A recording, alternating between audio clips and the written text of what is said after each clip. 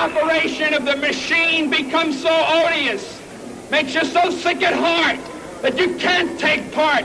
You can't even passively take part. And you've got to put your bodies upon the gears and upon the wheels, upon the levers, upon all the apparatus, and you've got to make it stop. And you've got to indicate to the people who run it, to the people who own it, that unless you're free, the machine will be prevented from working at all.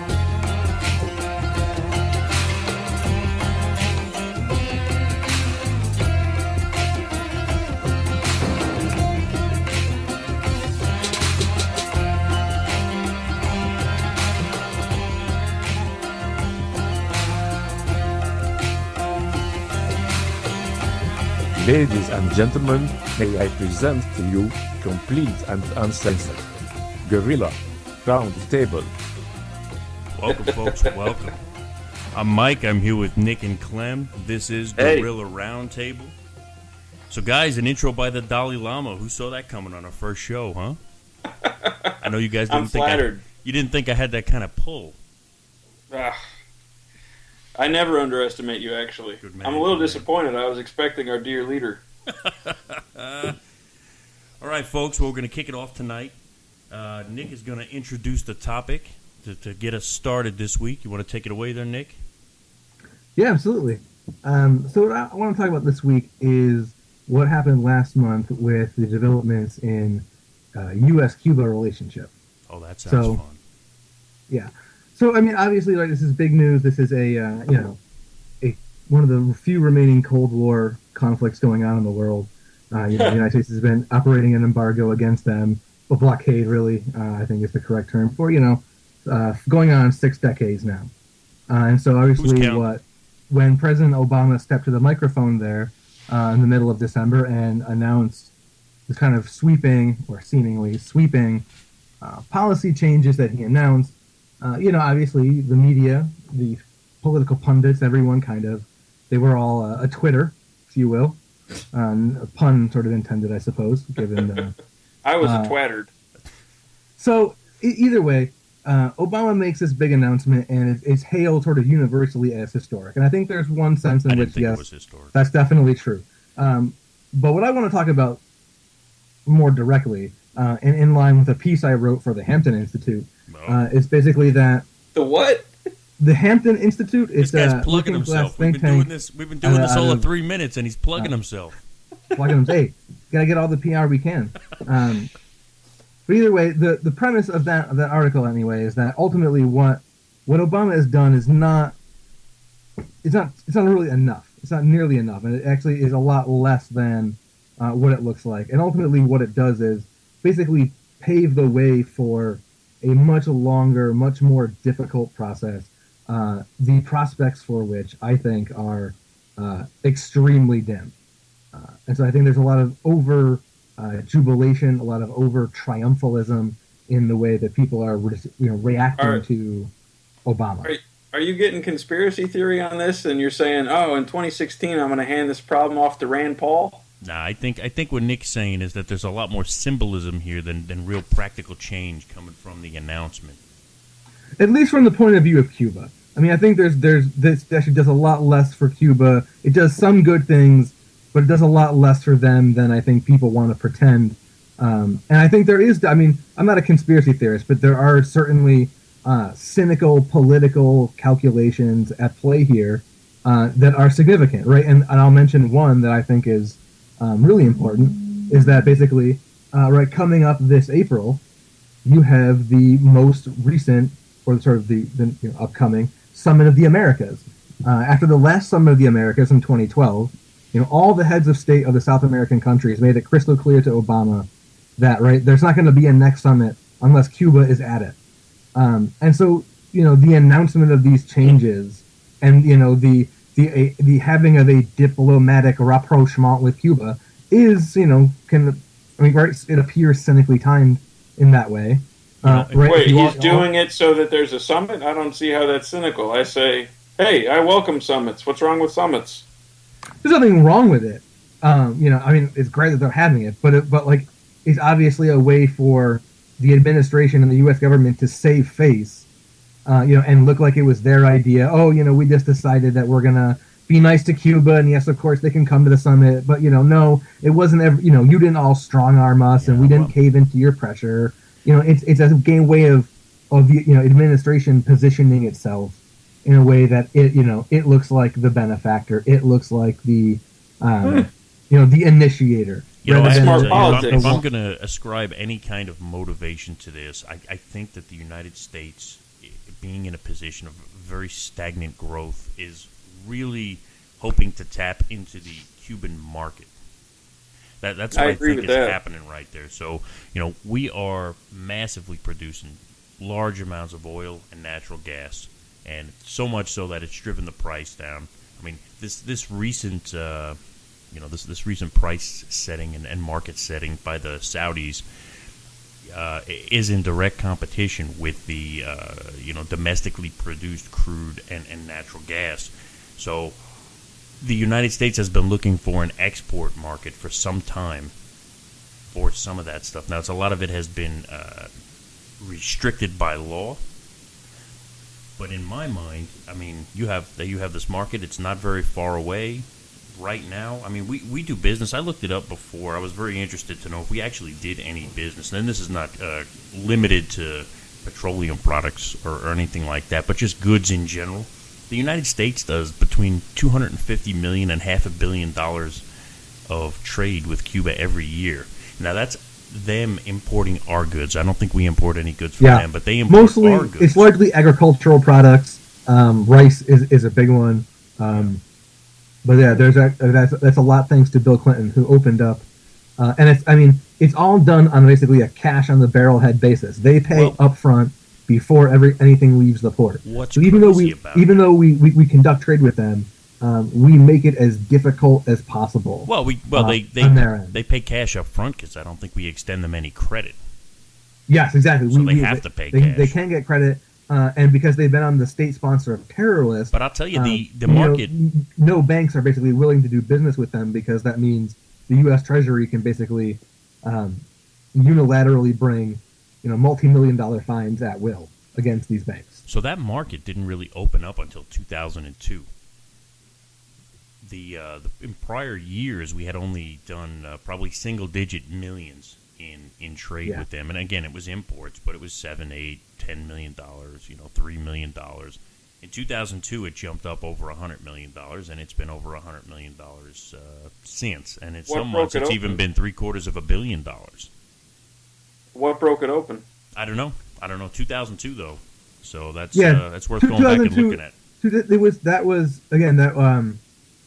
That was against Bush's wishes, but the opening of that was done by Bill Clinton, who eased some of the trade restrictions in the Embargo Act and allowed more agricultural sales. And eventually, when Bush came into office and tried to repeal that, he tried to scale it back to sort of get tough on Cuba to show he was a tough guy.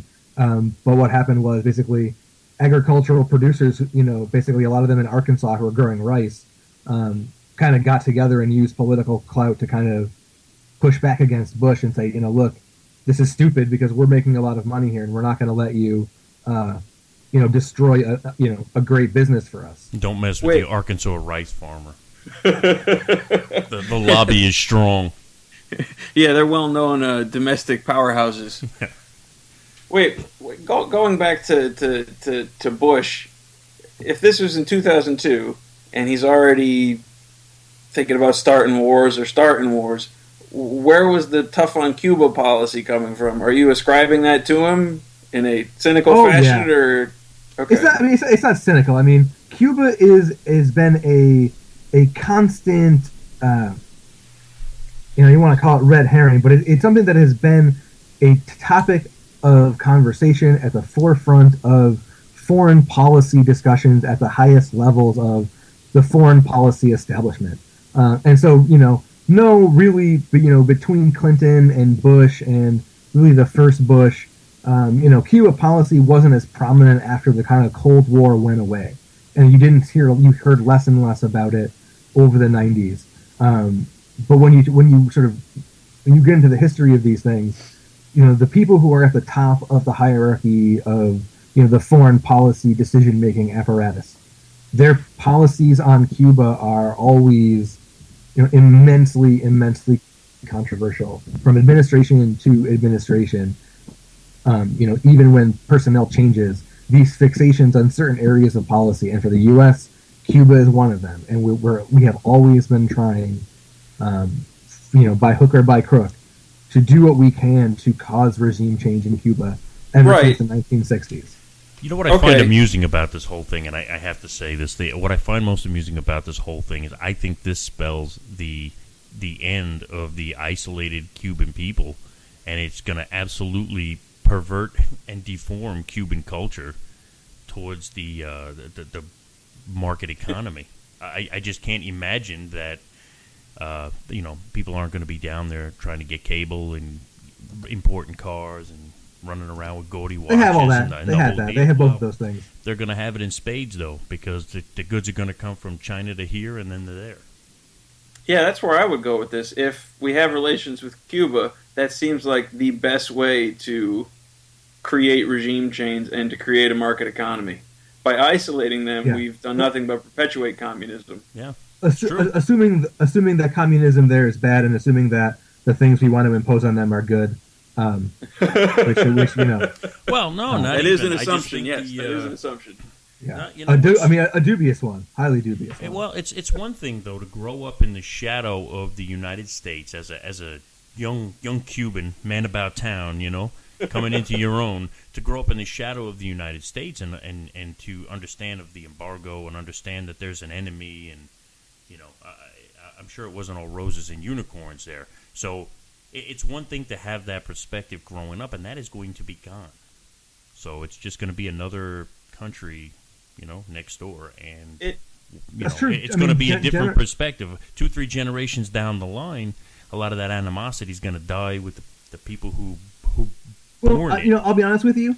Even amongst, when you talk to committed revolutionaries in Cuba, they have no animosity towards Americans.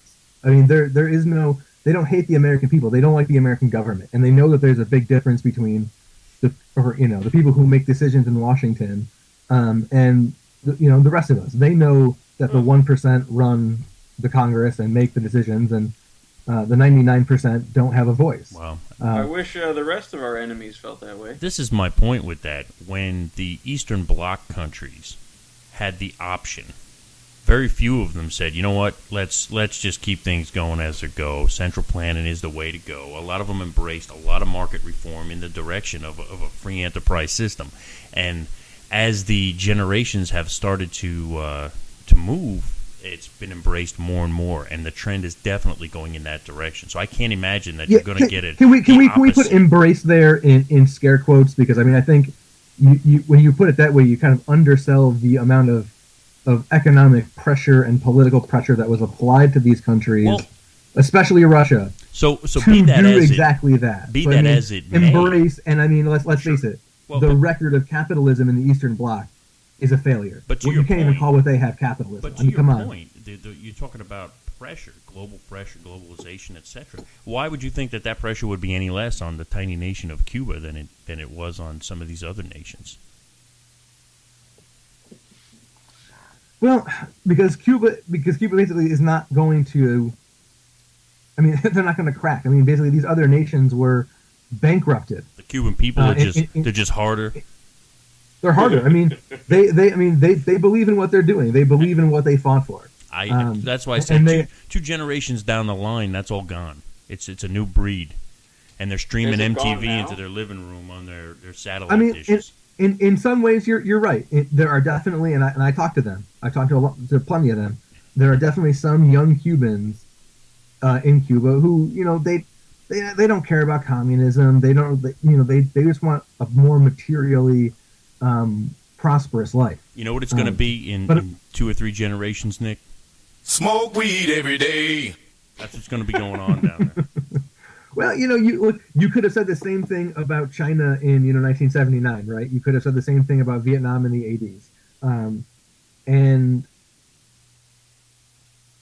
I think the experiences of at least those two countries showed that, right, if the Cubans manage this transition in a way, they can preserve a lot of the benefits they've derived from having a planned economy and having centralized economic production.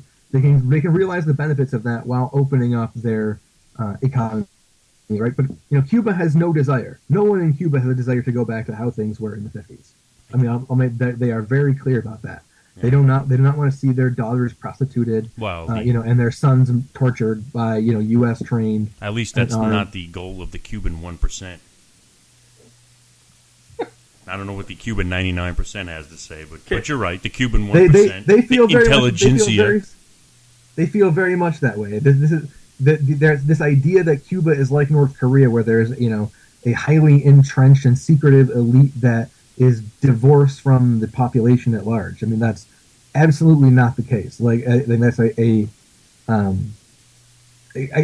it's a canard based on this false sort of equivalence people want to construct between the Cuban regime and the North Korean regime, when these two regimes are really very, very, very far apart in so many ways. Do you want to bring it back to domestic? Yeah, bring it. Because bring it back, baby. Bring it back. It seems to me the court of public opinion in America is, yes, let's have relations with Cuba. Barely anybody alive today remembers why we don't like them.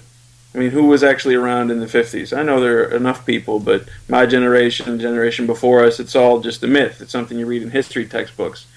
So why is there the small percentage of what Nick would call the 1% so against the normalizing of relations? That's a good question. I always look for where the money's coming from. It can't just be, we grew up hating them. And so this is my question. Wait, I got a piggyback question on that one, and it's that if the 1% in the United States own everything and they own all the means to production, wouldn't they want normalized relations with Cuba so they could expand their market and make more money?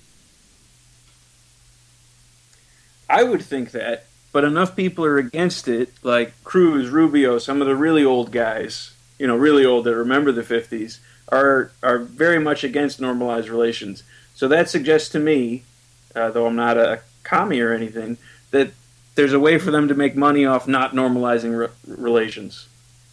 Okay, so basically, so the question is, what's stopping? Why don't we have normalized relations? That's not my question. And I think there are... My question was what I asked. Yeah. Which was what? I forget now.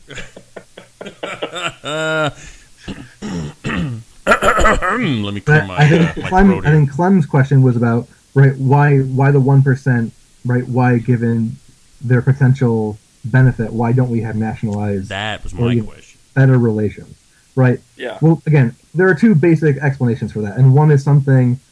it's just deeply political. It's about who controls the sort of levers and mechanisms of power in the Congress in terms of the committees and, how bills move and where and when they move. And basically, there's an organization called the Cuban American National Foundation, founded by Cuban exiles, that is very politically powerful, i.e. it's loaded, has a lot of money. And senators from basically South Florida and New Jersey, where there are strong Cuban communities, have entrenched politicians in the Senate and the Congress that control these strategic committees that prevent any kind of bill normalizing Cuban relations from moving through the Congress. But why? What's the benefit? What's the interest? The benefit one is that they are ideologically committed to, the end of the Castro regime because, they're, as Cuban exiles, right, they are the people or the children of the people who were fled in the 60s, who, by the way, were mostly, or many of whom were torturers and other functionaries of the former Batista regime. So not, normal next door neighbors. Bringing up torture is an interesting one, Mike. And that dovetails into the second reason, which basically is they're all still, a little butthurt about the nationalization of property after the revolution. Wow, why the would timeline, they be angry the timeline about of which people actually really. Especially in America, skew very self-servingly and make it seem like, Fidel did something wrong when Fidel was actually very even-handed. Mr. Castro was very even-handed and very shrewd about how nationalization was conducted. And most people don't know that story, which is why they think America is in the right. So they just holding old grudges when they could be busy making money and they could be successfully actually toppling the Castro regime by normalizing relations? Well, that just seems silly. What I want to know is what happens if the relations become normalized? What happens to people who fled what they called an oppressive regime and were accepted here? In some kind of visa status or however that works when people come here fleeing oppression of another country. How does that work? Do we have to send those people back? For a long time, up through the 90s. Do we send those people back?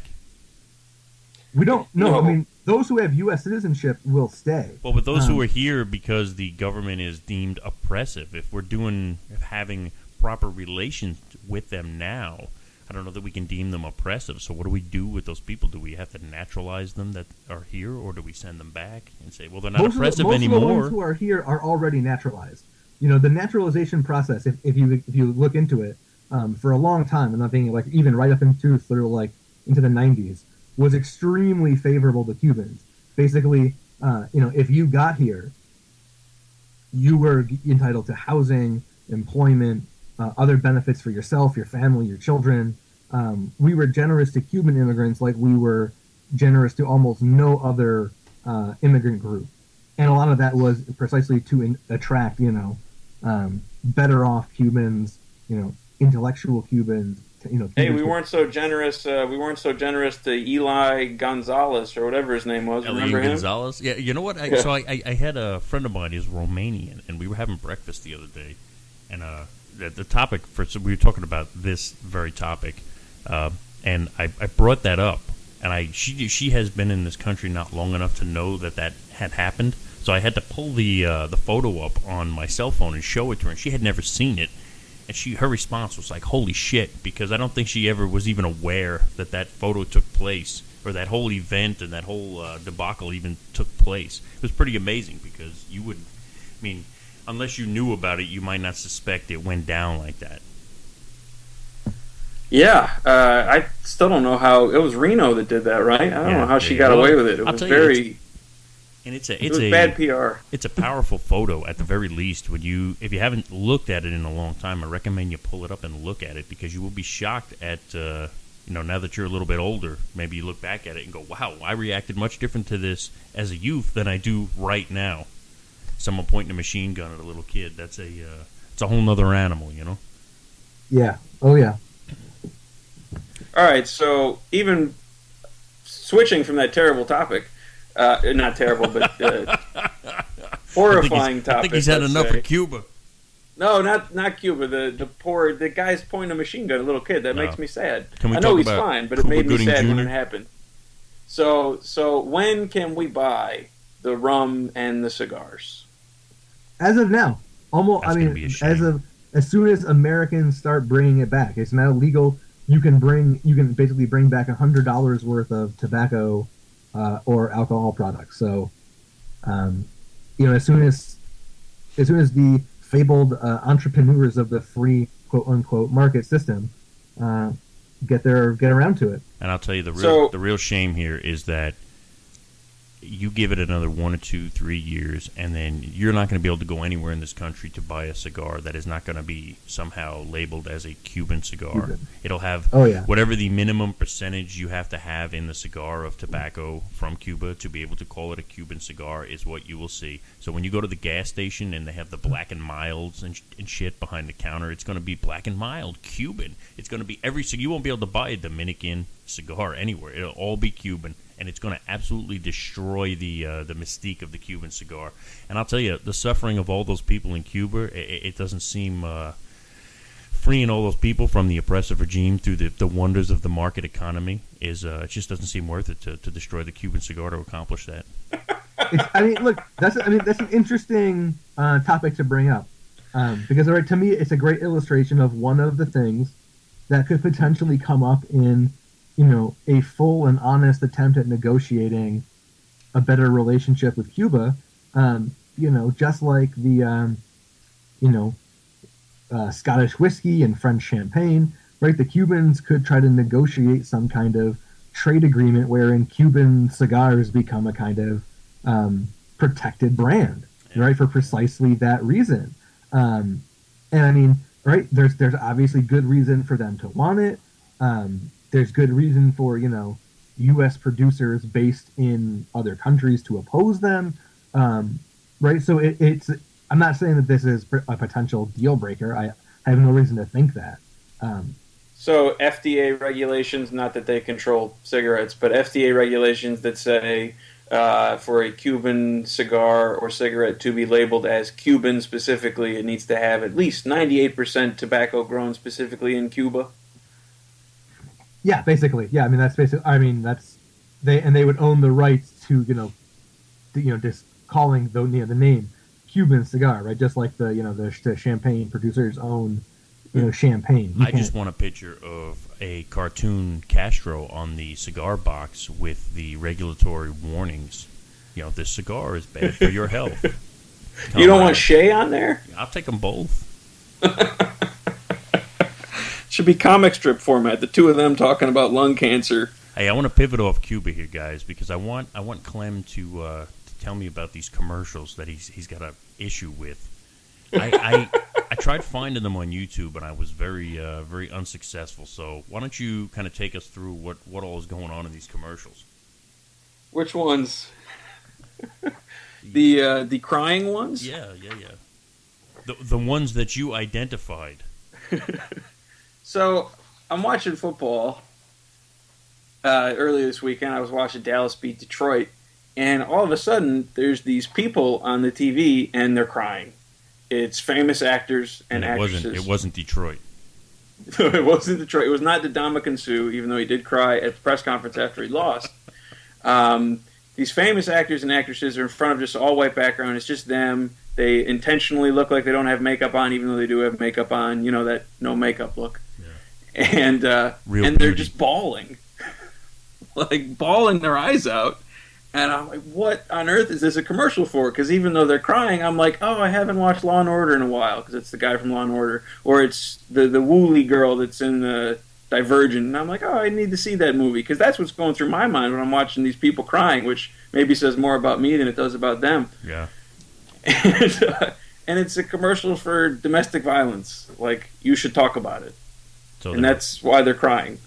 All right. Well, now they always dress that kind of thing up under the banner of we're just trying to raise awareness. So even if the activity does not have a logical connection to what it is supposed to be about, I've heard repeatedly throughout my life that if you question somebody about that, they're like, "Well, we're just trying to raise awareness." So is that the deal? Yes. Are they just trying to raise awareness? Yeah. I should hope so. I should hope they are trying to raise some awareness. Now, given how many football players are abusing their wives, it seems like a thing to raise awareness about. It doesn't play just during football games. It's just an overall commercial.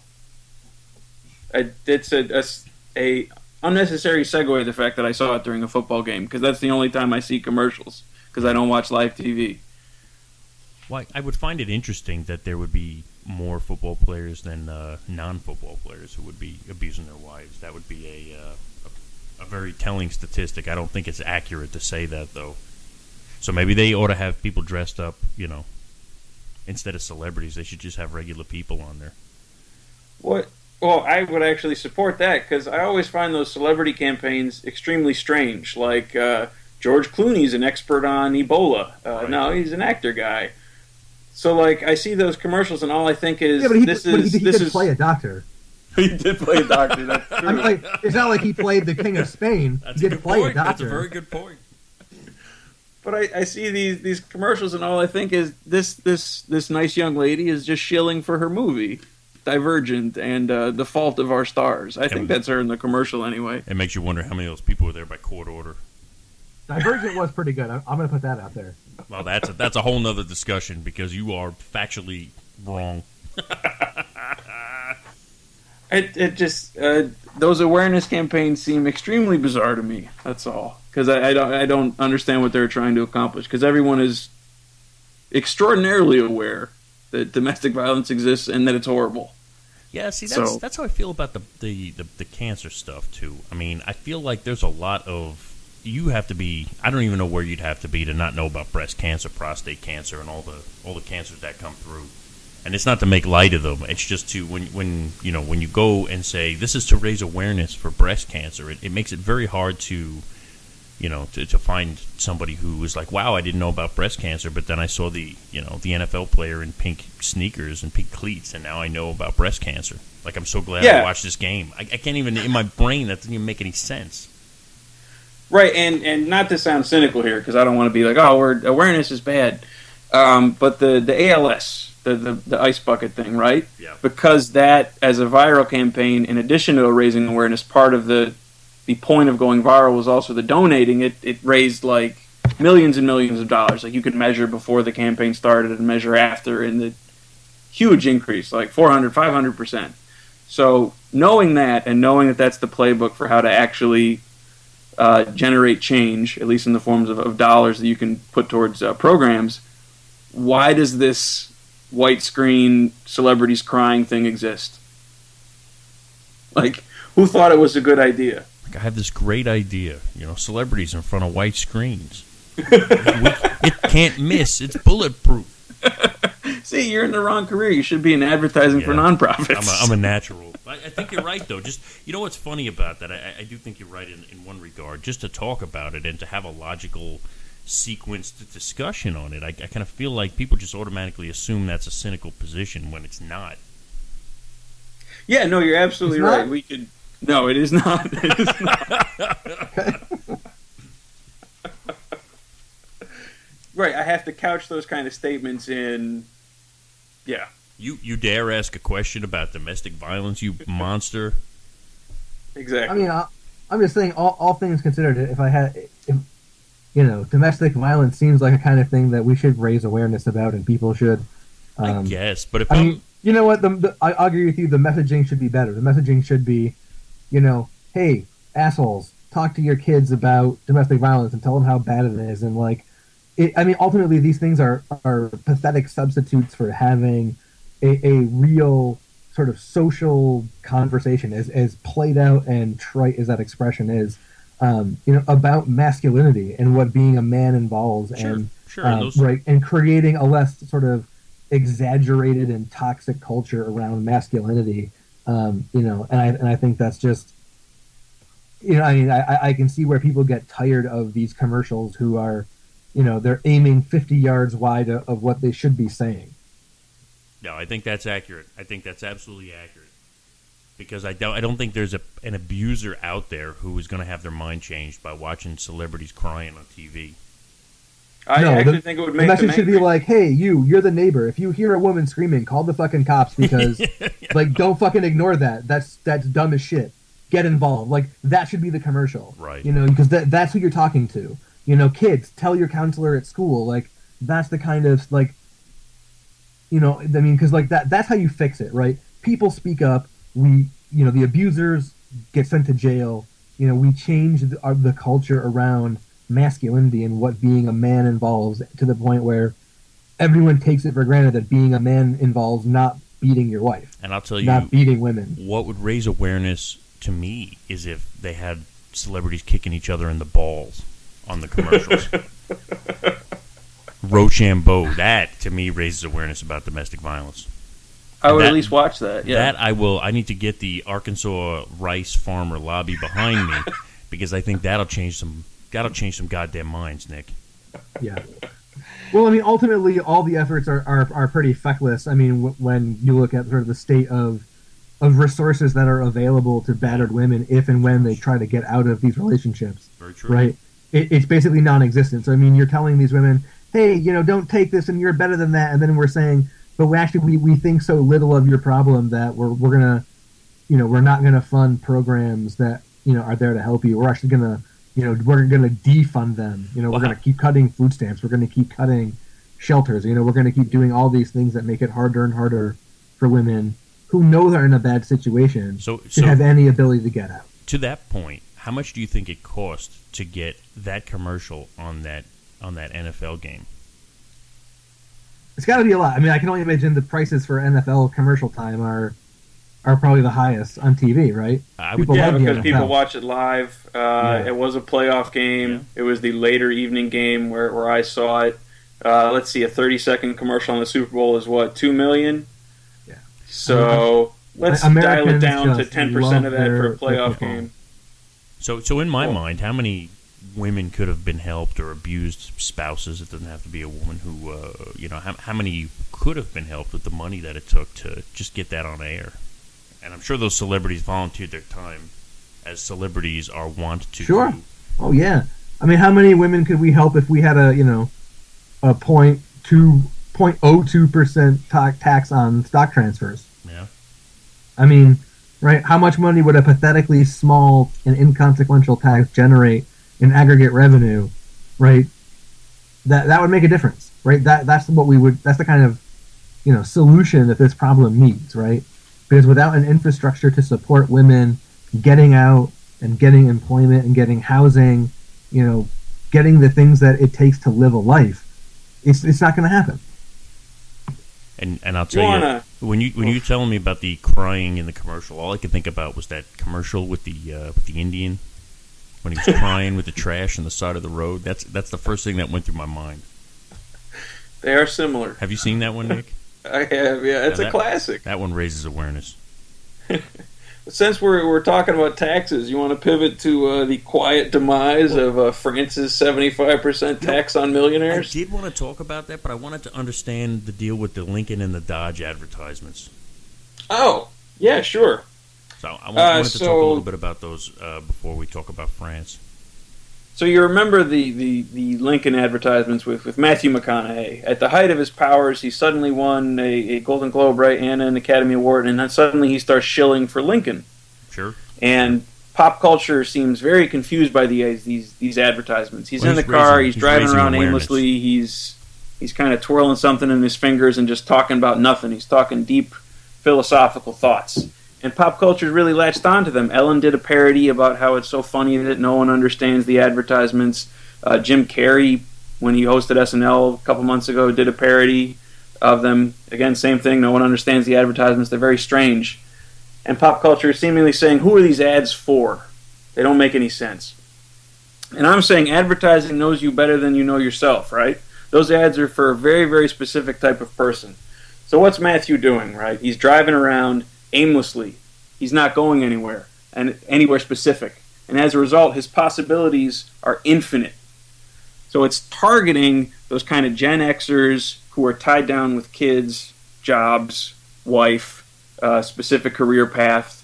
These people do not have possibilities. They're no longer infinite. They are their job. I'm right? waiting for you to start describing your own life, Clem. No, I actually love my life. This ad is not towards me at all. I drive a Honda CR-V and it's wonderful because it's defined. Guy's named Clem, driving a Honda CR-V, coming home every day. No, but you know that you've met these people before. These people who were like, oh, if only I didn't have the kids, I would be X by now. If only I didn't have the spouse, I'd be X by now. These people are very unhappy with their wonderful lives. That's who the Lincoln ad is for. The ad is saying, if you buy a Lincoln, the world will once again be your oyster. You once again can be anything you want to be, just like they told you in elementary school. So I think that's who the Lincoln ad's for. That's a solid read of those ads. I really think so. I haven't seen a few of them. I absolutely agree. So tell me the deal with the Dodge ads then. Okay, the Dodge ad. The commercial it's set in 1900 or something, and it's like the two Dodge brothers left the Ford Motor Company to create their own car company, and they left Ford behind, and they turn into this awesome guys who throw parties and bed lots of women. Yeah, they were the fucking Apple of the early 1900s. Yeah. That's a great example. They're the Apple, the 1980s Apple of the 1900s. We're innovative. We're on the edge. That's right. Edgy. And we date flappers and go to dances and swing on chandeliers, which actually does happen in the commercial. So I'm like, who is this advertisement for Dodge? And that's for people who have not accomplished a damn thing in their life ever. But if they buy a Dodge, they can take credit for the success of others. Oh, I drive a Dodge because those guys are cooler than Ford, and they went out and they took a chance. So it's not just those like ads, me as I sit in the for, basement. Yeah, for bad boy entrepreneurial party guys who do their own thing. Exactly. Yeah, it's for guys who want to pretend to be that. Okay. Yeah, it's not for guys who actually do it. I think that testifies to a sort of kind of a sickness within capitalism that sees individuals as defined by the products they either can or cannot consume, as sort of this So basically, what it looks like they're selling you is status, right? They're selling you a certain image you want to have of yourself. Yeah, in that example, the Dodge is a proxy for identity. If you own a Dodge, you don't actually have to be entrepreneurial. People will assume you are because you have a Dodge. Or more importantly, you'll feel entrepreneurial because you're taking credit for the success of the Dodge brothers. You Because get you're to so be, much- you you're get so to much be like one them. of the Dodge brothers if you buy the car. You and the Dodge are the same in spirit. That's right. You become the Dodge brothers. Exactly. Well, you become the commodity. It becomes part of your identity in this way. And of course, when you look at the research, right? There's a lot of studies, right, that come out that show you the so-called millennials, right? They prefer their smartphones to cars, right? And they're sort of so indebted with their college degrees that they're not buying houses, right? So you have these worries about economic slowdown built around the changing preferences of the younger generation away from cars and towards cell phones. And so the car companies, right, they got to get back to this, making you, set yourself apart, make you feel like you're an individual again by what you can own, and buying their product is the thing that's going to make you, complete. It's going to set you apart from the rest. Yeah, in a way, I think that's part and parcel to all marketing, all good marketing. I agree. I mean, that's you could go pick any episode of Mad Men, and I would guarantee that they would somehow reinforce that notion. Yeah, I'm not even necessarily saying, advertising's bad or products as a proxy for identity are bad, although they probably are. I just wanted to help answer the fact that people were so confused by these commercials, the Lincoln and the Dodge ones. I just wanted to kind of illuminate who they're after and why they exist.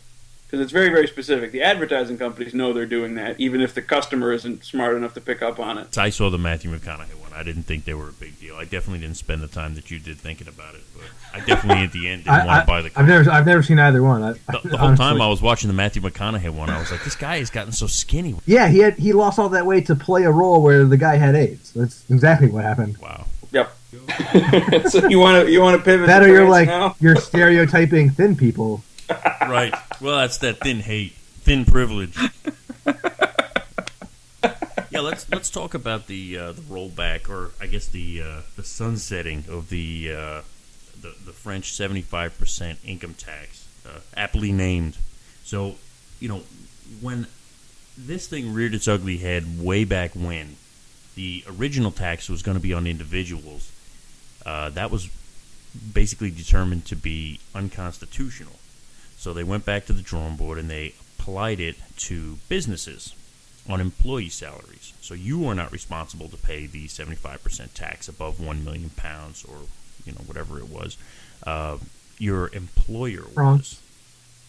So there was a lot of pushback on it, as you can imagine.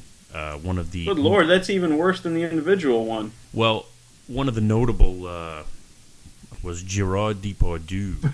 Yeah, the musketeer himself. Who went to Russia. He left. He became a Russian citizen. And there was another dude who was a French billionaire who went over to Belgium. I can't recall his name.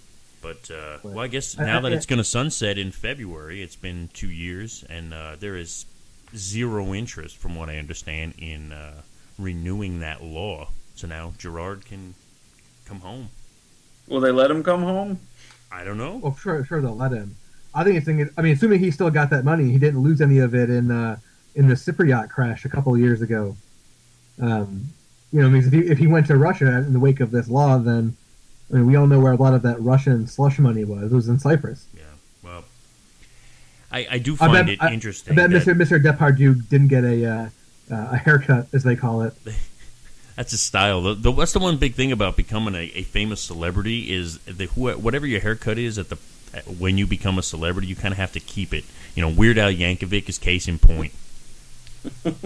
Whatever you look like when you become famous, and go look at all those '80s hair bands now. They all look the same, and you're just like, come on, guys. Let's modernize it just a little something for the people. So no. Keep it the same. Keep them as is a historical landmark, of a cultural icon. Like Dee Snider from Twisted Sister, he still has. He's got like just preserve them exactly as they are for a museum. Head in a jar. Like Lenin. Yeah. Well, I mean, more living, more of a human zoo in a way, I guess. Oh, he's alive, alive. but less racist than the history of actual human zoos. One other interesting thing about this is that they only raised 50% of the revenue, the tax revenue that they expected to raise by putting this thing out there. They thought they were going to raise 30 billion. They raised 14 billion. Now, interesting enough, all the folks, the fiscally conservative folks, if you will, free enterprise types, immediately started pointing to the Laffer curve. I was interested to ask Nick what he thought the reason that they just absolutely underestimated the amount of tax revenue that would be generated. If not the Laffer curve, Nick, what do you think is the reasoning behind that? Oh, I mean, to me, it just seems a classic case of being on the negative side of tax arbitrage, right? I mean, you raise your taxes in country A, people flee to lower tax country B. I mean, that's Gerard Depardieu is not the only one that did that, and it's sort of right the aggregate of the most privileged people who have the means to get their money out the quickest. I mean, that's who benefits, and ultimately, by the time the tax was imposed, there's been so much capital flight that of course there's a smaller taxable base, so of course you're going to get less money. I mean, that's basically, that's sort of this international finance 101. So one of the American celebrities, I don't know if you guys have heard of Will Smith's reaction to the 75%. Are you familiar with that? No, I'm not. No. So let me set it up for you a little bit. So Will Smith was given this interview in French on French TV, and he wasn't speaking French. But no, they were translating it. Everybody's speaking French around him, and someone must be translating it over to English and then translating it back to French.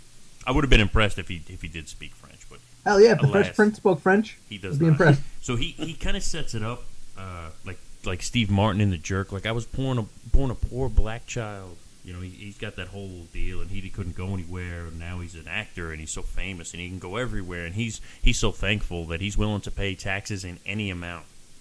And so the French guy tells him that it's 75% on every euro above 1 million. And his reaction is just it's fantastic. Here, I'm going to play it for you. 75%. Not 30. 75. 75. Ah ouais. Wow, yeah, that's different. Bon, là, c'est vrai That's que c'est pas different. pareil quand même. Yeah, 75. 75%. Well, Wow. God bless America. Bon, bah, que Dieu bénisse les États-Unis. And the look on his face this entire time is just like he doesn't even know how to respond, because he's been just adamant this whole time about, man, I would pay any tax because I'm so thankful and I just want to give back and help my fellow man. And then when they tell him it's 75, and the wheels must click in his head, and he does the math, and he realizes how much that actually is. Isn't it just like the capitalists? They love to talk about sharing and togetherness until they get the bill, and then it's, oh boy, look at the time. I don't think it's how much does limited that actually cost? I don't think it's limited to capitalists. I think that's human nature writ large. I would disagree with that. I think human nature is a topic for a whole other show. I would say that were we to get into that topic, I think there's a sober and nuanced appraisal of the anthropological, archaeological, and sociological evidence, and even psychological evidence. Well, you can't that suggests deny that what we call human nature in Western societies is largely a figment of our imagination. The abject hypocrisy of this guy, though, because I'm not denying that. I mean, it's just so in your face. But this guy's out there, proselytizing for paying more taxes and your fair share, and the whole propagandized list of bullet points. He doesn't really believe it. That's part of what he has to say as a celebrity, because he knows that if he doesn't say it, he'll be ostracized. Like poor, who's a good example? The guy who's Frasier. Oh, Kelsey Grammer. Kelsey Grammer. Yeah, if you're a very avowed, like, I like rich people and I don't give a shit about poor people. The poor people who go to movies, they don't like that so much. I actually don't think that. No, that's not what I'm saying. I'm saying if you have even the slightest amount of right-leaning in Hollywood, you are ostracized by Hollywood. People still saw the X-Men movie with Kelsey Grammer in it. That was not banned because he's some sort of evil red guy. I mean, that he was in it would kind of cut against your thesis, though. No, you're absolutely right. I should amend to say they can still get work, but everyone will publicly hate them. Everyone in Hollywood will publicly hate them. Which I do think happens to an extent. Well, I mean, I think it does happen. So I think Kelsey Grammer gets maligned a lot because, the views he has are, they're not just. I mean, yeah, they're right leaning. They're severely right leaning, especially on on tax issues. And in an era of astounding inequality, I can understand why that makes some people, even people who want to see the X-Men movie, not like Kelsey Grammer that much. No. Not talking about general public. If you want to talk about general public, there's too many qualifiers in here for me. No, well they got a whole different thing. That she's a.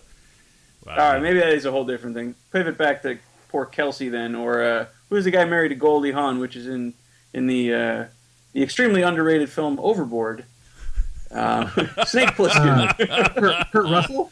Kurt Russell. I think we need to abandon this topic. It's rapidly going downhill. I agree. So let's talk about Black Mirror.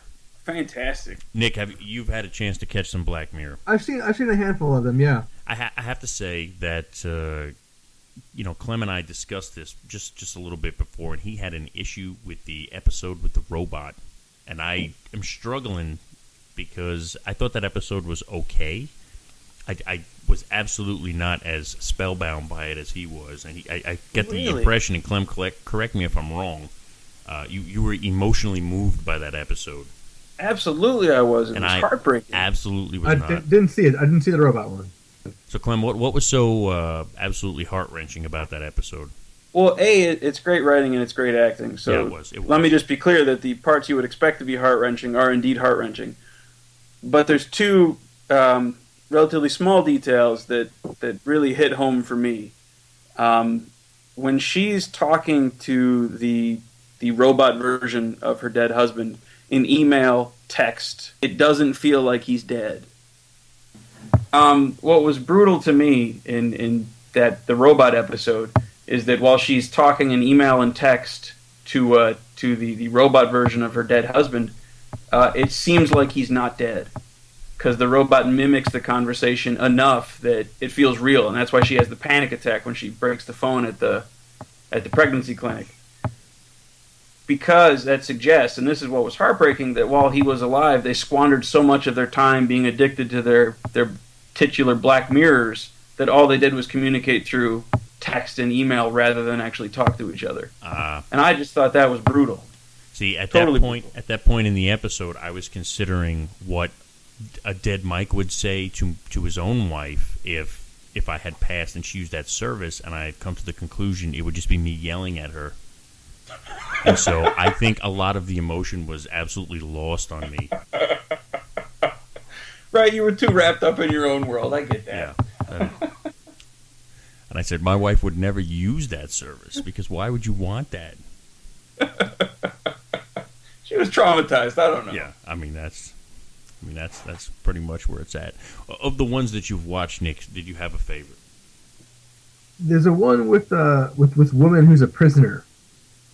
Yeah, that's the gives away the ending. Yeah. We've all seen them though. In the torture park one. Yeah. I thought that was quite good. It was well done. I thought it was an interesting take on criminal justice and punishment. Really, that's the best episode of the series. But I didn't think it was about criminal justice. I thought it was about the court of public opinion. Well, that's interesting. Like somebody like I just thought it would be interesting to do that to people who commit horrible crimes. Right, and what I'm saying is the court of public opinion wants to do that. Yeah, I think what I found interesting about that episode was that there was an audience, and you could go to the park, and with bring your kids. family and take your kids, and let's record on our phones this knucklehead running around who committed this crime, and let's participate in the in the punishment here, and it was almost like they would do that to generate revenue to continue to do it. You know? Yeah, I liked the idea of having more people participate in, the punishment of criminals. It's a very interesting idea. Yeah, it definitely Get people involved in criminal justice. And as for the profit part, I mean, I guess it's hardly different from what we're doing now with, the flourishing for-profit prison industry. So maybe I don't think they expressly made it clear in the episode that you had to pay to go to the park. No, that's true. No, I guess it's not in the episode. It's ambiguous. That's true. Okay. I probably projected when I said revenue generation, because in my mind you would only run that park for profit, because I would pay to go do that. In the episode, it looks like a national park or something. So I think it's not unreasonable of you to have assume there might be some kind of nominal fee. So I'll tell you, I enjoyed the episode with the guy on the bicycle. I think that was I enjoyed the park one. That was one of the better ones. However, I don't think there was a bad episode in the bunch, but the guy on the bike one, I thought everything in there, I feel like all the technology that guy uses, I was like, man, this hits it on the nose. I thought that was second best, absolutely. To pivot to the end of the bike episode, yeah, was he looking outside or not? Yeah, that's the question I had. I had that same question, and I was like, is that a screen, or does he actually get a window? I mean, like, is he that fancy? So I thought, and I'll tell you why, it was a window, because that's far more depressing than if it's a screen. You think? I think the generations have been inside the box with the bikes for so long that they don't actually want to go outside. Well, so they don't feel threatened by showing him a window. Yeah, but that's, I mean, I don't know. I mean, what gives you that impression? Because I thought about it. If it's a screen, that's less depressing and horrifying than if it's a window. So you just assumed that the goal was to make it more horrifying and depressing. Yeah, well, the goal is definitely the goal is to make it ambiguous, but I took it as it's a window, and I think that's why there was a bird included. Right. I just thought that was good. A good setup. In my mind, I wasn't sure whether it was a screen or a window, but I did ask myself that question. I was more amazed with the fact that he had to watch TV or pay to avoid the commercials. I thought that was a stroke of genius, because that's coming. In my mind, I feel like, yeah, that's coming somewhere. Like, hey, this TV is free, man, but you have to watch the commercials. Well, it's already here to an extent. Try watching a really good video on YouTube. Yeah, right. That's pretty much the same thing. Whew. That's scary. Oh, what'd you think, Nick? I don't think I saw that one with the bike. I'm at a loss. You should watch that one. That's right in your wheelhouse. You'll be trying to attack the TV. It'll make you angry, brother. And the fact that they buy virtual goods rather than physical goods and love it, that's absolutely up your alley, man. Yeah, you're going to love that. All right, folks, this has been Gorilla Roundtable with Mike, Nick, and Clem. Come on, motherfuckers, come on. Motherfuckers, come on. Motherfuckers, come on. Motherfuckers, come on. Motherfuckers, come on. Motherfuckers, come on. Motherfuckers, come on. I got 7 Mac 11s, about 8 38s, 9 9s, 10 Mac 10s. The shit's never end. You can't touch my riches. Even if you had MC Hammer and them 357 bitches. Biggie Smalls, a millionaire, the mansion, the yacht.